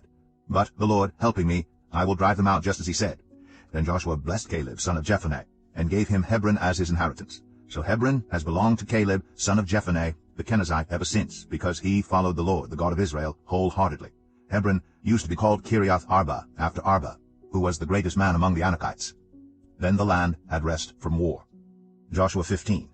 The allotment for the tribe of Judah according to its clans extended down to the territory of Edom, to the desert of Zin, in the extreme south. Their southern boundary started from the bay at the southern end of the Dead Sea, crossed south of Scorpion Pass, continued on to Zin, and went over to the south of Kadesh Barnea. Then it ran past Hezron, up to Adar, and curved around to Karka. It then passed along Asmon, and joined the Wadi of Egypt, ending at the Mediterranean Sea. This is their southern boundary. The eastern boundary is the Dead Sea, as far as the mouth of the Jordan. The northern boundary started from the bay of the sea at the mouth of the Jordan, went up to Beth Hoglah, and continued north to Beth Arabah, to the stone of Bohan, son of Reuben. The boundary then went up to Debir, from the valley of Achor, and turned north to Gilgal, which faces the pass of Adumim, south of the gorge. It continued along to the waters of En-Shemesh, and came out at En-Rogel. Then it ran up the valley of Ben-Hinnom, along the southern slope of the Jebusite city, that is Jerusalem. From there it climbed to the top of the hill west of the Hinnom Valley, at the northern end of the valley of Rephaim. From the hilltop, the boundary headed toward the spring of the waters of Nephtah, came out at the towns of Mount Ephraim, and went down toward Bala, that is Kiriath Jearim. Then it curved westward from Bala to Mount Seir, ran along the northern slope of Mount Jearim, that is Kesalon, continued down to Beth Shemesh, and crossed to Timnah. It went to the northern slope of Ekron, turned toward Shikron, passed along to Mount Bala, and reached Jabneel. The boundary ended at the sea. The western boundary is the coastline of the Mediterranean Sea. These are the boundaries around the people of Judah by their clans. In accordance with the Lord's command to him, Joshua gave to Caleb son of Jephunneh a portion in Judah, Kiriath Arba, that is Hebron. Arba was the forefather of Anak. From Hebron Caleb drove out the 3 Anakites, Sheshai, Ahiman, and Talmai, the sons of Anak. From there he marched against the people living in Debir, formerly called Kiriath Sepher. And Caleb said, I will give my daughter Aksah in marriage to the man who attacks and captures Kiriath Sepher. Othniel, son of Kenaz, Caleb's brother, took it. So Caleb gave his daughter Aksah to him in marriage. One day, when she came to Othniel, she urged him to ask her father for a field. When she got off her donkey, Caleb asked her, What can I do for you? She replied, Do me a special favor. Since you have given me land in the Negev, give me also springs of water. So Caleb gave her the upper and lower springs. This is the inheritance of the tribe of Judah according to its clans. The southernmost towns of the tribe of Judah in the Negev toward the boundary of Edom were Kabzeel, Eder, Chagur, Kenah, Dimnah, Adadah, Kadesh, Azor, Itnan, Ziph, Telem, Bealoth, Azor Hadattah, Kiriath Hezron, that is Hazor, Amam, Shema, Moladah, Hazar Gadah, Heshmon, Beth Pelet, Hazar Shual, Beersheba, Biziothia, Bala, Ayim, Izem, Eltalad, Kisil, Ormah, Ziklag, Madmanah, Sansana, Lebouth, Shilhim, Ain, and Rimmon, a total of 29 towns and their villages. In the western foothills, Estaol, Zorah, Ashna, Zanoah, En-Ganim, Tapua, Enam, Jarmuth, Adullam, Soka, Azekah, Sharaim, Adithaim, Gedera, or Gederethaim, 14 towns and their villages. Zinan, Adasha, Migdal-Gad, Dilian, Mizpah, Choktheel, Lachish, Bazkath, Eglon, Kavan, Lamas, Kitlish, Gederoth, Beth Dagon, Naamah, and Makkedah, 16 towns and their villages. Libnah, Ether, Ashan, Iftah, Ashna, Nezib, Keilah, Akzib, and Mareshah, 9 towns and their villages. Ekron with its surrounding settlements and villages, west of Ekron, all that were in the vicinity of Ashdod, together with their villages, Ashdod, its surrounding settlements and villages, and Gaza, its settlements and villages, as far as the Wadi of Egypt and the coastline of the Mediterranean Sea. In the hill country, Shamir, Jatir, Soko, Danah, Kiriath Sanah, that is Debir, Anab, Eshtemoh, Anim, Goshen, Holon, and Gilo, 11 towns and their villages. Arab, Dumah, Ashan, Jamin, Beth Tapua, Aphekah, Humta, Kiriath Arba, that is Hebron, and Zior, 9 towns and their villages. Maon, Carmel, Ziph, Jatah, Jezreel, Jokneam, Zanoah, Cain, Gibeah, and Timnah, 10 towns and their villages. Alhul, Beth Zur, Gedor, Arath, Beth Anath, and Eltekon, 6 towns and their villages. Kiriath Baal, that is Kiriath Jearim, and Rabbah, 2 towns and their villages. In the wilderness, Beth Arabah, Medin, Sekakah, Nibsham, the city of Salt, and En-Gedi, 6 towns and their villages. Judah could not dislodge the Jebusites who were living in Jerusalem. To this day the Jebusites live there, with the people of Judah. Joshua 16. The allotment for Joseph began at the Jordan, east of the springs of Jericho, and went up from there through the desert into the hill country of Bethel. It went on from Bethel, that is Luz, crossed over to the territory of the Archites and Adaroth, descended westward to the territory of the Japhletites, as far as the region of lower Beth-horon, and on to Gezer, ending at the Mediterranean Sea. So Manasseh and Ephraim, the descendants of Joseph, received their inheritance. This was the territory of Ephraim, according to its clans. The boundary of their inheritance went from Adaroth Adar, in the east of upper Beth-horon, and continued to the Mediterranean Sea. From Michmethath on the north it curved eastward to Tanath Shiloh, passing by it to Genoa on the east. Then it went down from Genoa to Adaroth, and Naarah touched Jericho and came out at the Jordan. From Tapua the border went west to the Canal ravine and ended at the Mediterranean Sea. This was the inheritance of the tribe of the Ephraimites according to its clans. It also included all the towns and their villages that were set aside for the Ephraimites within the inheritance of the Manassites. They did not dislodge the Canaanites living in Gezer. To this day the Canaanites live among the people of Ephraim, but are required to do forced labor. Joshua 17. This was the allotment for the tribe of Manasseh as Joseph's firstborn, that is, for Machir, Manasseh's firstborn. Machir was the ancestor of the Gileadites, who had received Gilead and Bashan because the Machirites were great soldiers. So this allotment was for the rest of the people of Manasseh, the clans of Abiezer, Helek, Azriel, Shechem, Hepher, and Shemida. These are the other male descendants of Manasseh, son of Joseph, by their clans. Now Zelophehad, son of Hepher, the son of Gilead, the son of Machir, the son of Manasseh, had no sons, but only daughters, whose names were Mahlah, Noah, Hoglah, Milcah, and Tirzah. They went to Eleazar the priest, Joshua son of Nun, and the leaders, and said, "The Lord commanded Moses to give us an inheritance among our relatives." So Joshua gave them an inheritance along with the brothers of their father, according to the Lord's command. Manasseh's share consisted of 10 tracts of land besides Gilead and Bashan east of the Jordan, because the daughters of the tribe of Manasseh received an inheritance among the sons. The land of Gilead belonged to the rest of the descendants of Manasseh. The territory of Manasseh extended from Asher to Michmethath, east of Shechem. The boundary ran southward from there to include the people living in En-Tapua. Manasseh had the land of Tapua, but Tapua itself, on the boundary of Manasseh, belonged to the Ephraimites. Then the boundary continued south to the Canal ravine. There were towns belonging to Ephraim lying among the towns of Manasseh, but the boundary of Manasseh was the northern side of the ravine and ended at the Mediterranean Sea. On the south the land belonged to Ephraim, on the north to Manasseh. The territory of Manasseh reached the Mediterranean Sea and bordered Asher on the north and Issachar on the east. Within Issachar and Asher, Manasseh also had Bethshan, Ibleam, and the people of Dor, Endor, Tanakh, and Megiddo, together with their surrounding settlements. The third in the list is Naphoth. Yet the Manassites were not able to occupy these towns, for the Canaanites were determined to live in that region. However, when the Israelites grew stronger, they subjected the Canaanites to forced labor, but did not drive them out completely.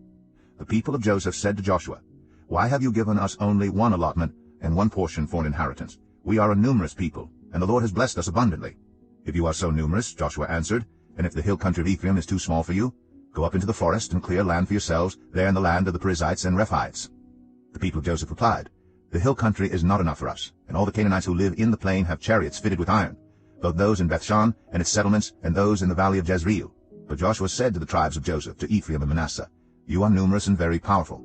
You will have not only one allotment, but the forested hill country as well. Clear it, and its farthest limits will be yours. Though the Canaanites have chariots fitted with iron, and though they are strong, you can drive them out." Joshua 18.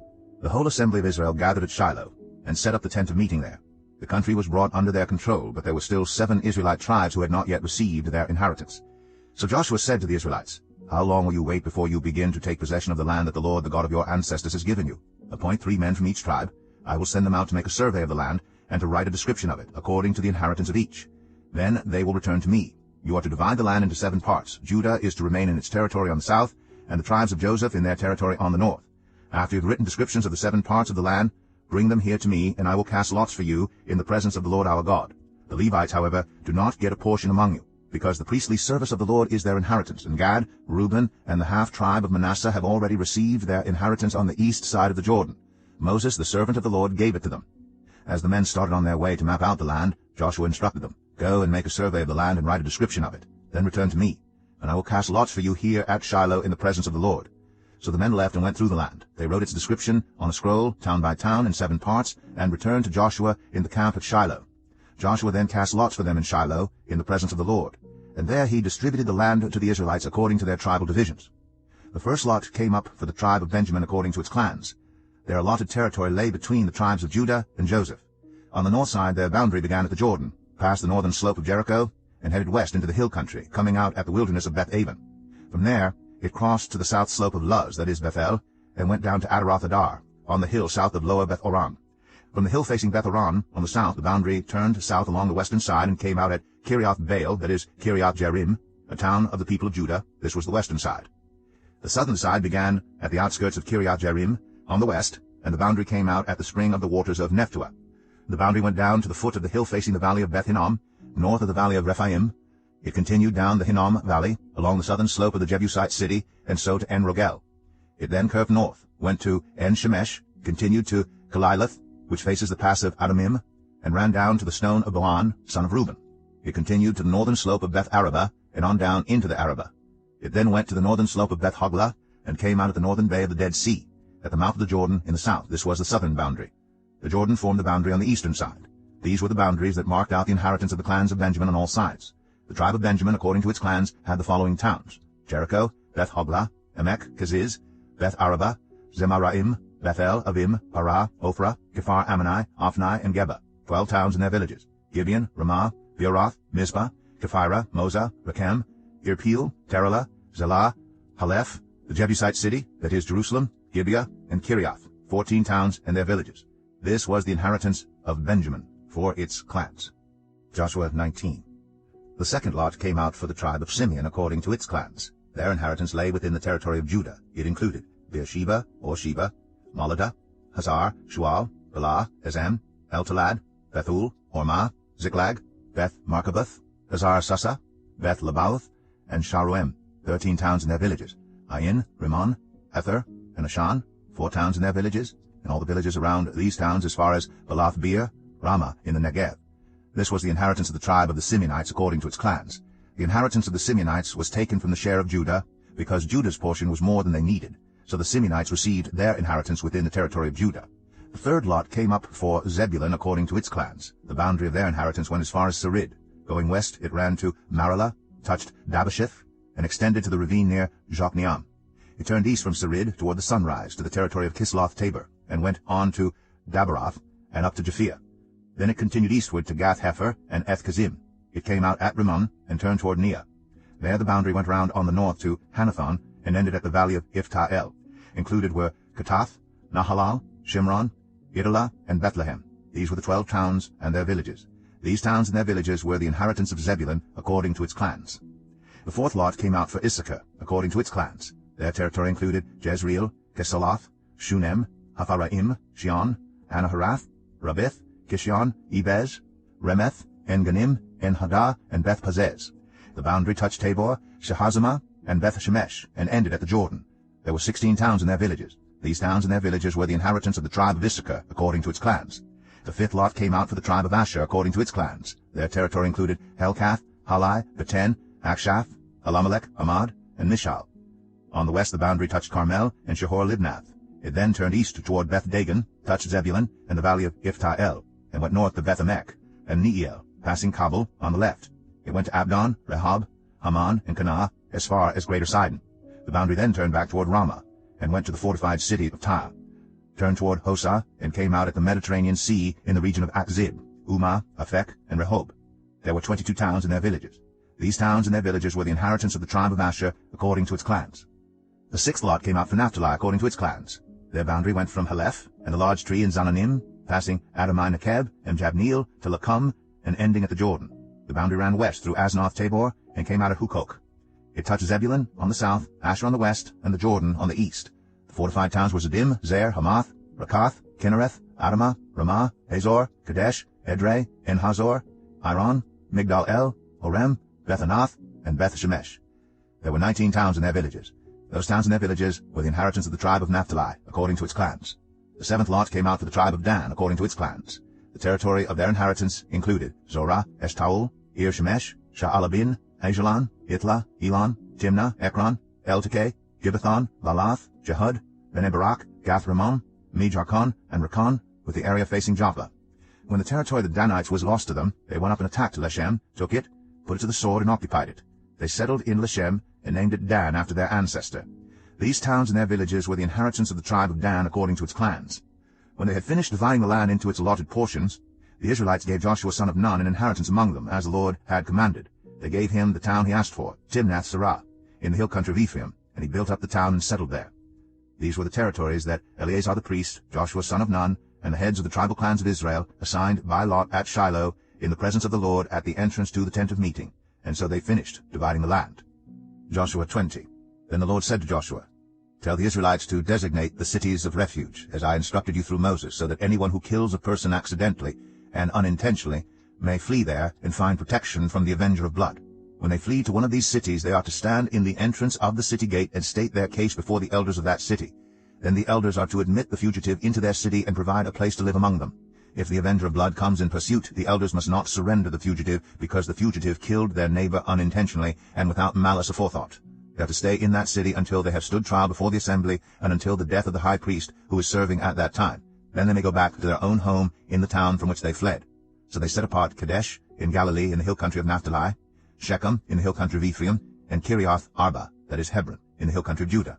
East of the Jordan, on the other side from Jericho, they designated Bezer in the wilderness on the plateau in the tribe of Reuben, Ramoth in Gilead in the tribe of Gad, and Golan in Bashan in the tribe of Manasseh. Any of the Israelites or any foreigner residing among them who killed someone accidentally could flee to these designated cities and not be killed by the avenger of blood prior to standing trial before the assembly. Joshua 21.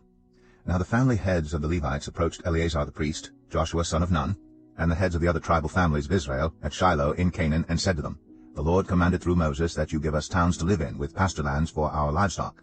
So as the Lord had commanded, the Israelites gave the Levites the following towns and pasture lands out of their own inheritance. The first lot came out for the Kohathites, according to their clans. The Levites, who were descendants of Aaron the priest, were allotted 13 towns from the tribe of Judah, Simeon, and Benjamin. The rest of Kohath's descendants were allotted 10 towns from the clans of the tribes of Ephraim, Dan, and half of Manasseh.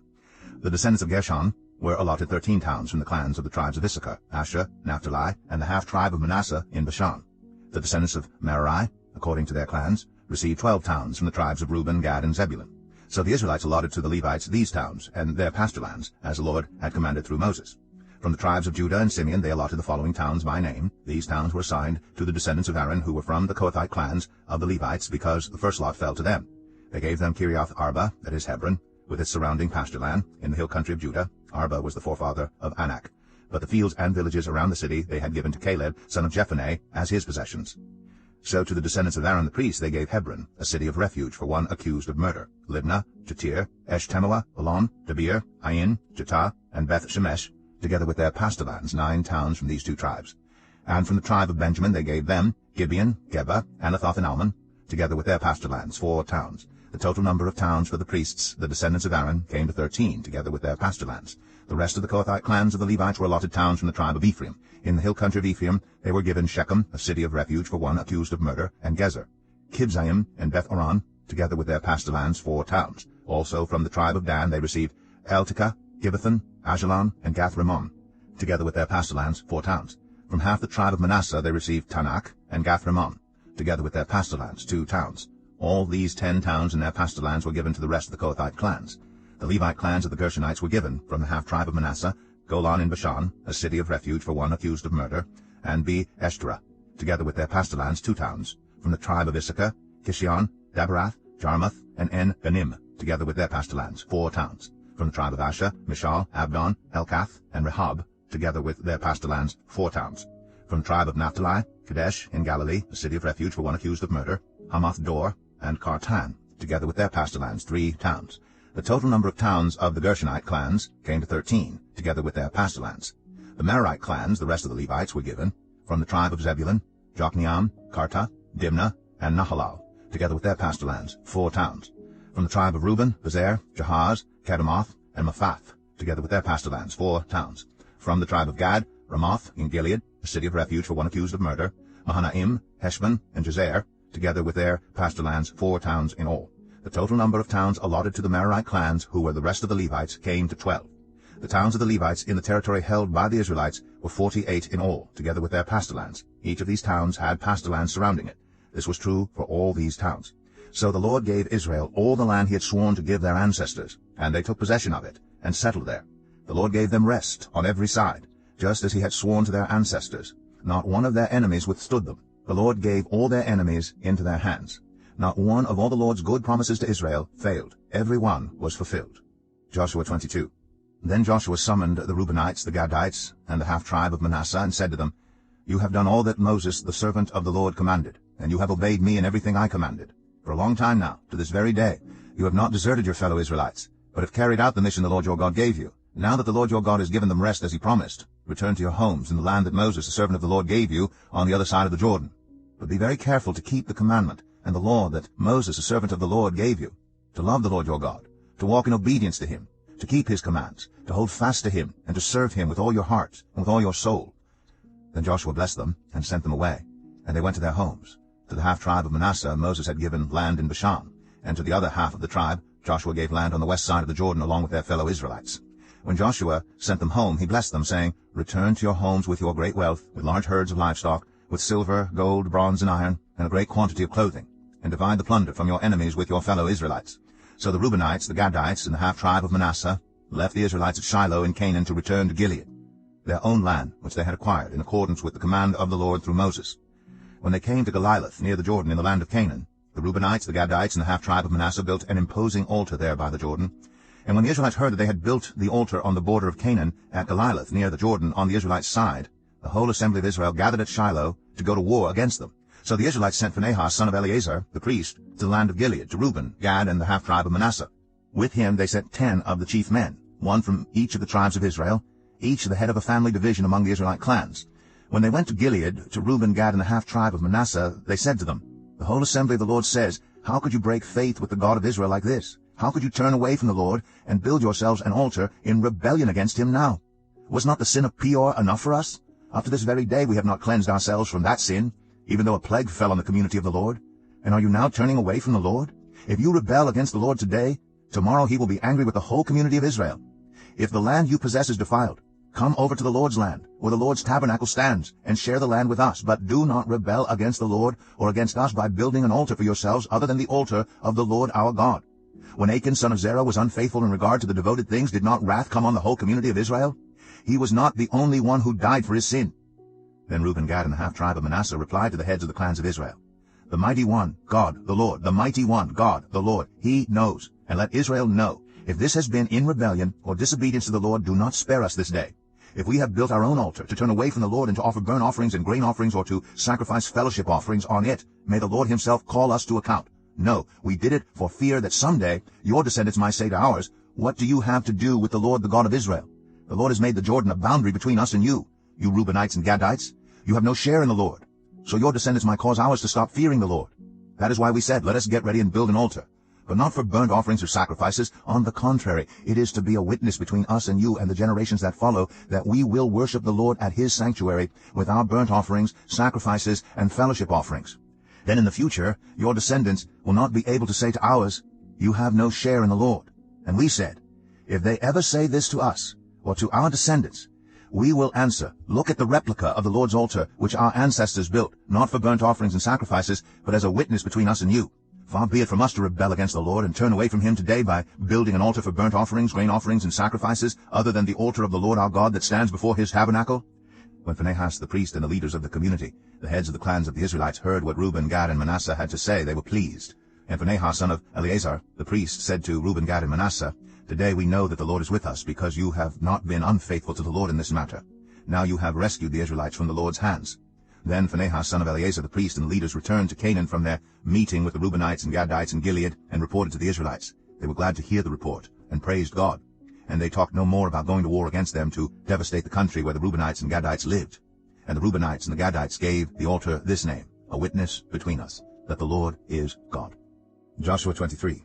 After a long time had passed and the Lord had given Israel rest from all their enemies around them, Joshua, by then a very old man, summoned all Israel, their elders, leaders, judges, and officials, and said to them, "I am very old. You yourselves have seen everything the Lord your God has done to all these nations for your sake. It was the Lord your God who fought for you. Remember how I have allotted as an inheritance for your tribes all the land of the nations that remain, the nations I conquered, between the Jordan and the Mediterranean Sea in the west. The Lord your God himself will push them out for your sake. He will drive them out before you, and you will take possession of their land, as the Lord your God promised you. Be very strong. Be careful to obey all that is written in the book of the law of Moses, without turning aside to the right or to the left. Do not associate with these nations that remain among you. Do not invoke the names of their gods or swear by them. You must not serve them or bow down to them. But you are to hold fast to the Lord your God, as you have until now. The Lord has driven out before you great and powerful nations. To this day no one has been able to withstand you. One of you routs 1,000, because the Lord your God fights for you, just as he promised. So be very careful to love the Lord your God. But if you turn away and ally yourselves with the survivors of these nations that remain among you, and if you intermarry with them and associate with them, then you may be sure that the Lord your God will no longer drive out these nations before you. Instead, they will become snares and traps for you, whips on your backs and thorns in your eyes, until you perish from this good land, which the Lord your God has given you. Now I am about to go the way of all the earth. You know with all your heart and soul that not one of all the good promises the Lord your God gave you has failed. Every promise has been fulfilled. Not one has failed. But just as all the good things the Lord your God has promised you have come to you, So he will bring on you all the evil things he has threatened, until the Lord your God has destroyed you from this good land he has given you. If you violate the covenant of the Lord your God, which he commanded you, and go and serve other gods and bow down to them, the Lord's anger will burn against you, and you will quickly perish from the good land he has given you. Joshua 24. Then Joshua assembled all the tribes of Israel at Shechem. He summoned the elders, leaders, judges, and officials of Israel, and they presented themselves before God. Joshua said to all the people, "This is what the Lord, the God of Israel, says. Long ago your ancestors, including Terah, the father of Abraham and Nahor, lived beyond the Euphrates River and worshipped other gods. But I took your father Abraham from the land beyond Euphrates, and led him throughout Canaan, and gave him many descendants. I gave him Isaac, and to Isaac I gave Jacob and Esau. I assigned the hill country of Seir to Esau, but Jacob and his family went down to Egypt. Then I sent Moses and Aaron, and I afflicted the Egyptians by what I did there, and I brought you out. When I brought your people out of Egypt, you came to the sea, and the Egyptians pursued them with chariots and horsemen as far as the Red Sea. But they cried to the Lord for help, and he put darkness between you and the Egyptians. He brought the sea over them and covered them. You saw with your own eyes what I did to the Egyptians. Then you lived in the wilderness for a long time. I brought you to the land of the Amorites who lived east of the Jordan. They fought against you, but I gave them into your hands. I destroyed them from before you, and you took possession of their land.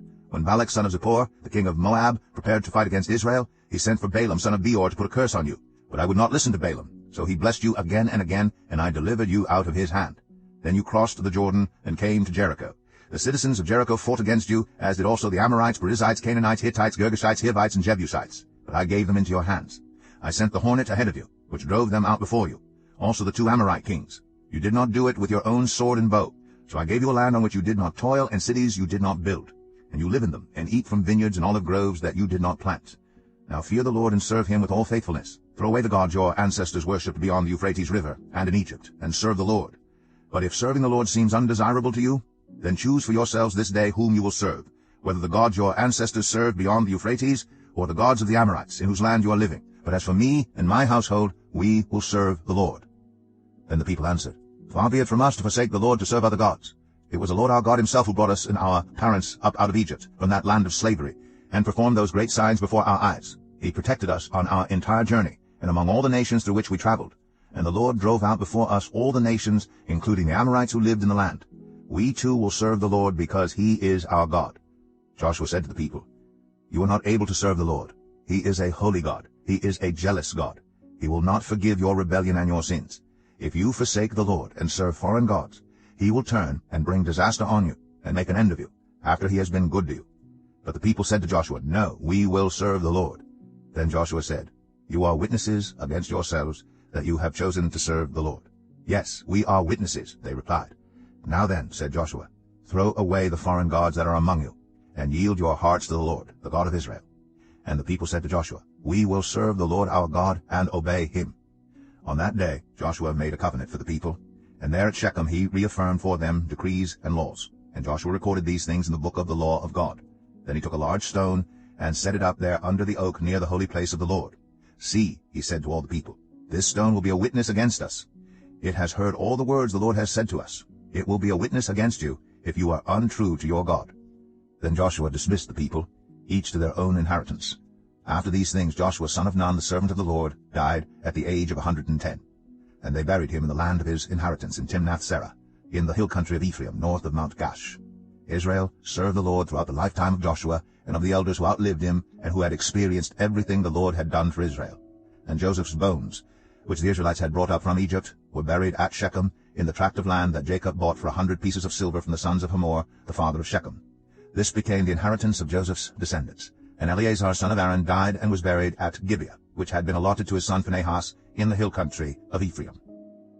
This is the word of the Lord. Thanks be to God. We've finished Joshua, so in the next video, we will start with Judges, followed by Ruth, and then 1 Samuel. See you.